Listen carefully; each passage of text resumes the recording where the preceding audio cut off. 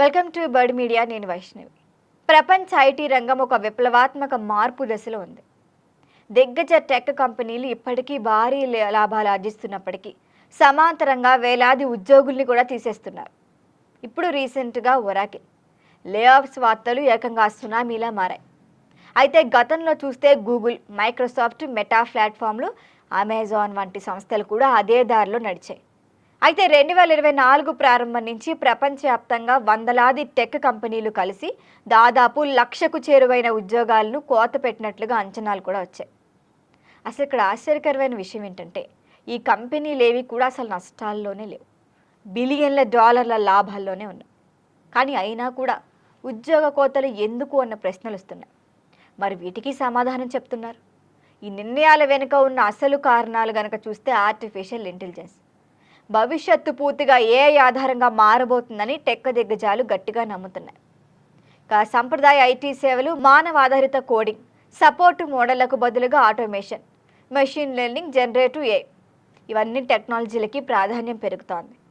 AI రేస్లో వెనుకబడితే Nokia లేదా కొడక్ల చరిత్రలోనే కలిసిపోతామనే భయం సంస్థలను వేగంగా నిర్ణయాలు తీసుకునేలా చేస్తోంది. ఉదాహరణకి గూగుల్ తీసుకుంటే తన అడ్వర్టైజింగ్, సేల్స్ విభాగాల్లోనే కోతలు విధిస్తూ వస్తోంది. ఇక ఏఐ ఇన్ఫ్రాస్ట్రక్చర్, చిప్ డెవలప్మెంట్ వైపు పెట్టుబడులను తీసుకెళ్తోంది అది. మరి మైక్రోసాఫ్ట్ చూస్తే క్లౌడ్, గేమింగ్ విభాగాల్లో రీస్ట్రక్చరింగ్ చేస్తూనే ఓపెన్ ఏఐతో కూడా భాగస్వామ్యాలకు బిలియన్ల డాలర్లు ఖర్చు పెడుతోంది. అంటే ఇక్కడ మనం చూడాల్సింది సమస్య డబ్బు కొరత కాదు, నష్టాలు కాదు, ప్రాధాన్యతల మార్పు, అంటే ప్రయారిటీస్లో చేంజ్.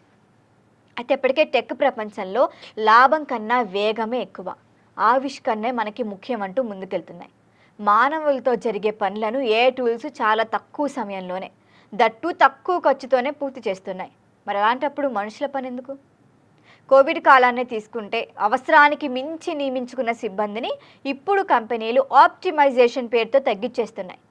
ఆ తగ్గించగా వచ్చిన సేవింగ్స్ను భారీ డేటా సెంటర్లు, జీపీయూ క్లస్టర్లు, ఏఐ సర్వర్ల కొనుగోలుకి వెచ్చిస్తూ వస్తున్నాయి. మరి ఇది ఒక విధంగా ఉద్యోగుల స్థానంలో యంత్రాలను ప్రతిష్ఠించే ప్రక్రియగా కూడా మారిపోయింది. అయితే ఐటీ రంగం ఇప్పుడు సాఫ్ట్వేర్ ఇంజనీరింగ్ నుంచి ఏఐ ఇంజనీరింగ్ వైపే వెళ్తోంది. సంప్రదాయంగా ఉన్న నైపుణ్యాల కన్నా డేటా సైన్స్కి, ప్రాంప్ట్ ఇంజనీరింగ్కి, మెషిన్ లెర్నింగ్ మోడల్ డెవలప్మెంట్ వంటి వాటికే ఎక్కువగా డిమాండ్ పెరుగుతోంది కంపెనీల్లో. అసలు లాభాల్లో ఉన్నా కూడా ఉద్యోగులను తొలగించడం క్రూరంగా మనకు అనిపించచ్చు. కానీ టెక్ ప్రపంచం అమలు చేస్తున్న సూత్రం స్పష్టంగా ఉంది. అప్డేట్ అవ్వకపోతే అవుట్డేట్ అయిపోవడమే. మరి ఈ పరిణామం ఐటీ ఉద్యోగులకు ఒక హెచ్చరిక. స్థిరత్వం అనే భావన వెళ్ళిపోతోంది. ఎప్పటికప్పుడు నేర్చుకోవటం, నైపుణ్యాలు అప్గ్రేడ్ చేసుకోవటం మాత్రమే వాళ్ళ జాబ్ని కాపాడుకోవాల్సిన విషయం. మరి ఏ సునామీ ఇప్పటికే స్టార్ట్ అయిపోయింది. దీన్ని ఎదుర్కొనేది భయం కాదు, నేర్చుకునే వేగమే అంటున్నారు. మరి ఇన్ ఫ్యూచర్లో మరిన్ని కంపెనీలు లే ఆఫ్స్ ప్రకటించే ఛాన్స్ ఉంటుంది. మరి దీనిపైన మీ అభిప్రాయాన్ని కామెంట్ చేయండి. చూస్తూనే ఉండండి బర్డ్ మీడియా.